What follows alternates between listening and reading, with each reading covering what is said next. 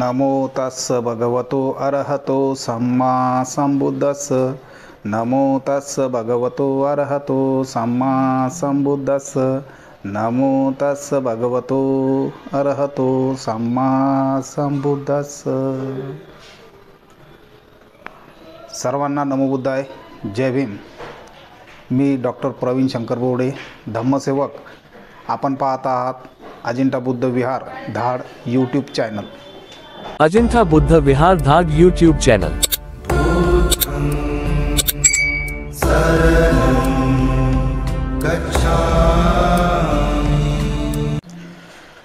सर्वांना नमो बुद्धाय, जय भीम। तर आजचा विषय आहे द्वेष, मत्सर, ईर्ष्या, लोभ यापासून अलिप्त राहून धम्माच्या मार्गाने जीवन जगायचं। तर बघा, सिद्धार्थ गौतमांनी ज्यावेळेस ज्ञान प्राप्त करून ते बुद्ध झाले, बुद्ध झाल्यानंतर धम्माचा प्रचार प्रसार करण्यासाठी सर्वप्रथम त्यांनी त्यांचे 5 जे त्यांच्यासोबत साधना करणारे जे साधक होते त्यांच्याशी त्यांनी सारनाथ येथील भेट घेऊन त्यांची तिथे धम्माचा प्रचार प्रसार सुरू केला। त्यानंतर प्रचार प्रसार झाल्यानंतर तथागतांच्या धम्मसागरामध्ये क्षत्रिय, ब्राह्मण, वैश्य, शूद्र अनेक प्रकारचे त्या काळामध्ये जाती धर्मांचे लोक येऊन धम्मामध्ये आचरण करत होते आणि संघामध्ये सामील होत होते।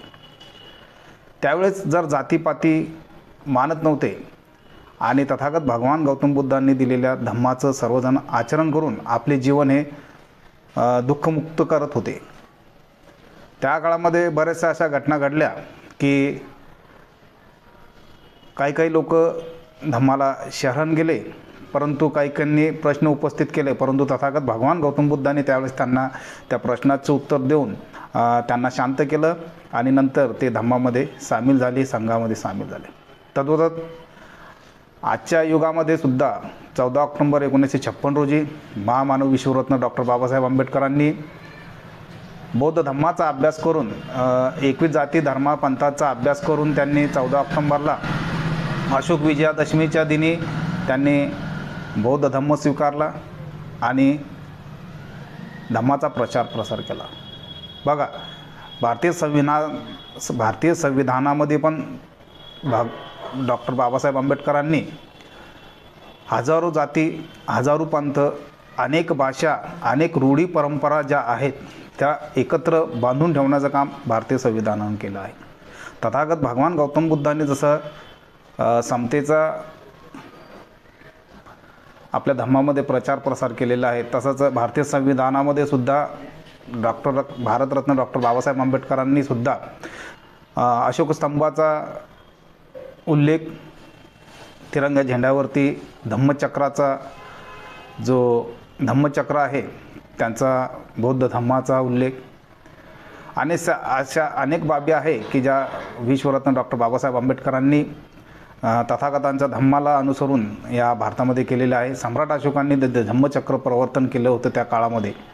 तथागतांच्या नंतर सम्राट अशोकांच्या काळाचा जो कालावधी होता त्या कालावधीनंतर रक्ताचा एक थेंबही न सांडवता मानव कल्याणासाठी जी क्रांती केली गेलेली आहे ती म्हणजे विश्वरत्न बोधिसत्व डॉक्टर बाबासाहेब आंबेडकरांनी आपल्या 5 लाख अनुयायांसह त्यांनी बौद्ध धम्म स्वीकारला। तर धम्मामध्ये सांगितलेलं आहे दुसऱ्यांच्या प्रती ईर्ष्या, मोह तुमची जे आहे त्याला आवर घाला, कारण आपण ज्यांच्यासाठी जो गड्डा खणतो त्यात सर्वप्रथम आपणच पडतो। दुसऱ्यांबद्दलचा ईर्ष्या ठेवली की त्याचं चांगलं झालं माझं का नाही, तिचं चांगलं झालं माझं का नाही, अशा ज्या द्वेष भावना जर आपल्या मनामध्ये उत्पन्न असेल तर त्याला आपण शांत केलं पाहिजेत, ईर्ष्याला शांत केले पाहिजेत। हेच धम्म आपल्याला सांगतो, हेच बाबासाहेब आपल्याला सांगतात, हेच महापुरुष आपल्याला सांगतात, हेच महानायिका सांगतात। जसं सावित्रीमाईंनी जर त्या काळामध्ये तसेच माता रमाईंनी जर बाबासाहेबांच्या पुढं जर आपल्या हट्टापोटी जर आग्रह धरला असता तर आपण आज कुठं असतो. म्हणून दुसऱ्यांप्रती जर आपण द्वेष मोह माया आणि मत्सर जर ठेवला तर जसं अग्नी ही जळत असते तसं आपलं चित्त हे आतमधून शरीराच्या आतून जळत असतं. दुसऱ्याप्रती जर आपण अशा भावना ठेवल्या तर त्याप्रती आपलं चित्त हे उफाळून जातं. या चित्ताला जर आपल्याला शांत करायचं असेल तर त्यासाठी आपण दुसऱ्यांप्रती रोज सकाळ संध्याकाळ मंगलमैत्री करायची आहे. मंगलमैत्रीचे खूप असे 11 जे गुण आहेत त्याचा आपल्याला अनुभव येईलच. म्हणून सर्वांप्रती आपण प्राणीजीवांप्रती पण आपण मंगलमैत्री करायची आहे. दुसऱ्यांप्रती आपण केलेली मंगलमैत्री ही आपल्याला 100 पट वापस मिळेल.